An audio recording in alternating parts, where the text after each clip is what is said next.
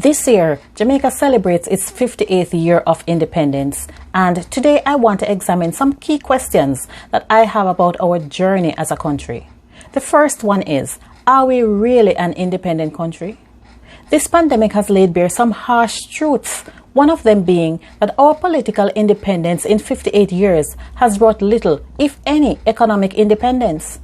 I don't feel good about our overwhelming dependence on tourists, mainly white people from colonizing countries, coming to experience old world charm as one hotel chain advertises itself.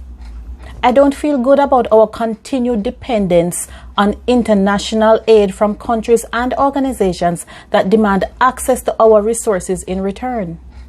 I do not feel good about the fact that our political leadership in every administration since independence has pushed the narrative that in order for us to have anything good as a country, we must invite foreign investment to take control of our natural resources.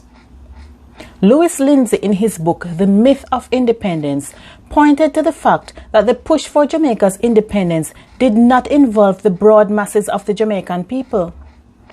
The glaring result of this, he said, is that what has been secured and called political independence is more nearly the shadow rather than the substance of genuine self-rule and political sovereignty.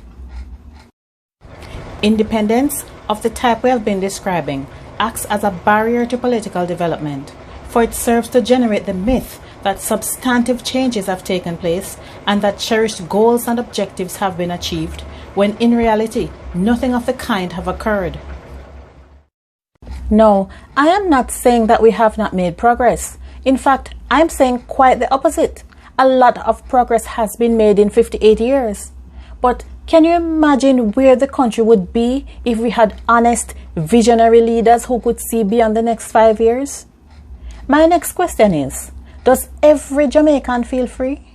When you look at the protests for racial inequality around the world, do you as a Jamaican feel that all Jamaicans, regardless of their racial makeup, their skin color, their address, are equals in this country of ours? In researching for this episode, I came upon a book called Public Secrets, Race and Color in Colonial and Independent Jamaica by Hinders. In it, Altink breaks down the topic of Jamaica as a colorblind, multiracial country and concludes that perpetuating the idea that Jamaica is a multiracial paradise has done much to keep race a public secret. In presenting Jamaica as a harmonious, multiracial or even post-racial society, we have merely engaged in nation branding, Altink points out, a strategy that initially served the process of decolonization and was also used to encourage foreign tourism and investment. It wasn't surprising to me to learn that our fabled motto, out of many one people, was a deliberate design to persuade the majority black Jamaicans not to rise up against the white minority because we were one family, even though everyone knew that this was a far stretch from their lived realities. As Altink noted, the blackness projected by national leaders is a respectable middle-class blackness that celebrates Bob Marley rather than the lower-class blackness of the dance hall. I would dare say that this approach has kept us back as a country, because instead of providing equal opportunities so that every Jamaican can thrive, we can explain away that those set of people are criminal and worthless because they look a certain way or live in certain communities. In not acknowledging the stark racial inequities that exist in post-colonial Jamaica, we do a disservice to all Jamaicans and hinder our own progress as a nation. 58 years after independence, we still have too many colonial remnants in our laws, in our symbols, and in our attitudes towards each other.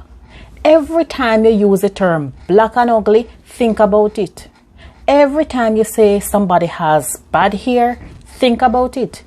Every time a child with a natural hairstyle is sent home from school, think about it. And every time you talk down to a person because their complexion is too dark, think about it. Think about the reasons we talk about and treat black people in this way in a black majority independent country. Now, I am proud to be Jamaican. I would not trade it for the world. Master God gave me the greatest blessing when He met me born in the greatest little country on earth. But I am not free, and I don't feel free until every Jamaican feels that they are free.